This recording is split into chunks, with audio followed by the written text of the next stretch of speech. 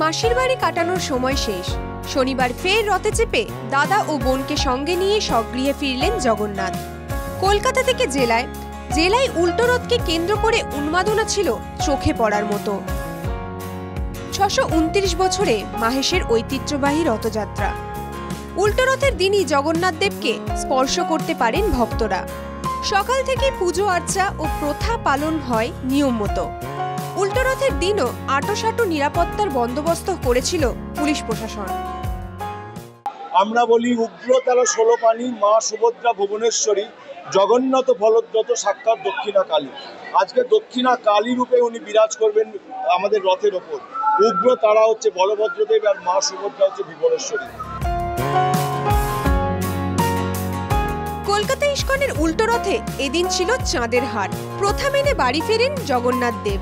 উপস্থিত ছিলেন পরিচালক সৃজিত মুখার্জি, অভিনেত্রী ঈশা সাহা, সুস্মিতা চ্যাটার্জি, অভিনেতা দিব্যজ্যোতি দত্ত প্রমুখ।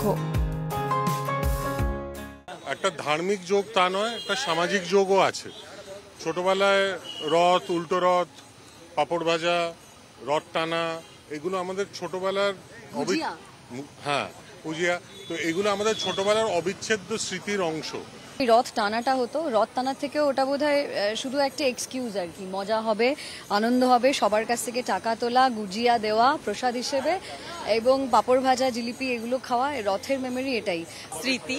খুব ভালো লাগছে আজকে, আর এত সুন্দর লাগছে সবাইকে, বিউটিফুল। তো জগন্নাথের আশীর্বাদ নিয়ে আমরাও এগিয়ে চলেছি। পূর্ব মেদিনীপুরের মহিষাদলের ঐতিহ্যবাহী রথও সম্পন্ন হয়েছে রীতি মেনে। ঢাকের বাদ্যি সহযোগে মাসির বাড়ি থেকে জগন্নাথ দেবের প্রত্যাবর্তনে সামিল হন বহু মানুষ। ভারতে একমাত্র কাঠের তৈরি রথ মহিষাদলের রথ। 13 চূড়া বিশিষ্ট আকর্ষণীয় রথ দেখে মুগ্ধ হন উপস্থিত সকলে। উল্টো রথ সুষ্ঠুভাবে সম্পন্ন হয়েছে মায়াপুর ইস্কনেও। বৃষ্টির মধ্যেও উল্টো রথ দেখতে ভিড় জমান হাজার হাজার মানুষ। একে একে পাহান্ডি বিজয় করে রথে চড়েন জগন্নাথ, বলরাম, সুভদ্রা।